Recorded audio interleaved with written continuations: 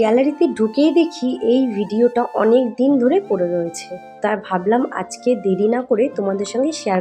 এটা হচ্ছে সরস্বতী পুজোর একটা সুন্দর প্যান্ডেল ছিল, যেই জায়গাটায় আগে তোমাদের সঙ্গে আমি অনেক অনেক ভিডিও শেয়ার করেছি, যেটা আমি, পোকো আর আমার হাজব্যান্ড তিনজনে গিয়েই ভিডিও আমরা ব্লগিং ছেড়েছিলাম। কিন্তু মায়ের সঙ্গে যখন গিয়েছিলাম তখন কিন্তু কিছু ভিডিও আমি করেছিলাম যেগুলো তোমাদের সঙ্গে আমি শেয়ার করিনি।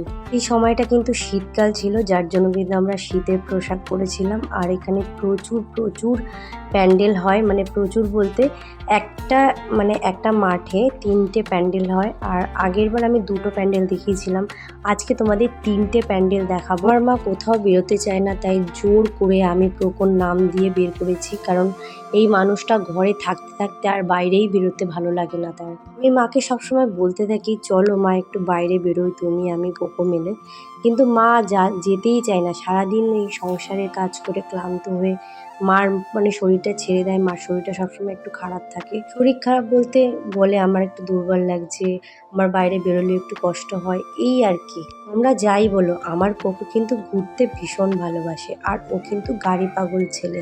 যদি কোথাও গাড়ি দেখে বা এরকম মেলায় কোনো কিছু চড়ার জিনিস দেখে, ও কিন্তু চড়ার জন্য ব্যস্ত থাকে। এইটাই চড়ে যে ও কতটা খুশি ছিল, সেটা শুধুমাত্র ওর মুখের দিকে তাকালেই তোমরা বুঝতে পারবে। শুধুমাত্র ওর খুশির জন্য আমি সব সময় বাইরে বেরোই।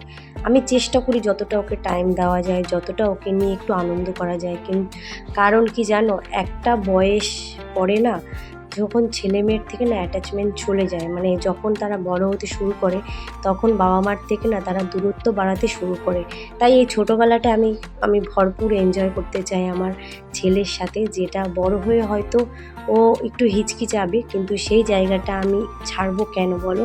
তাই আমি ভাবছি ছোটোবেলার থেকে যতটা ওর সঙ্গে ফ্র্যাঙ্কলিভাবে চলা যায় আমি ততটাই চলার চেষ্টা করব। একবার বড় হয়ে গেলে এই ছোটোবেলাটা কি আমি আর ফিরে পাবো?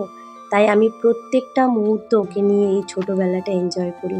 আর কারা কারা এরকম আমার মতন করতে চাও আর করতে ব্যস্ত থাকো ছেলে মেয়ের সাথে, তারা কিন্তু কমেন্টে অবশ্যই জানিও। আমাদের বলেছিলাম 3 নম্বর প্যান্ডেলটা দেখানো হয়নি, সেটাই দেখিয়ে দিলাম। কত মিষ্টি লাগছে মাকে বলো। আজকের জন্য এইটুকু, নেক্সট ব্লগে খুব তাড়াতাড়ি দেখা হবে। চলো টাটা।